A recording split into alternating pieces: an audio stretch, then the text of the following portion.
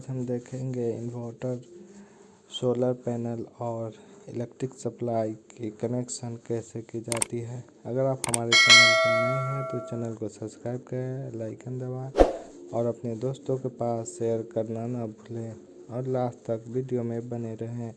चलिए देखते हैं।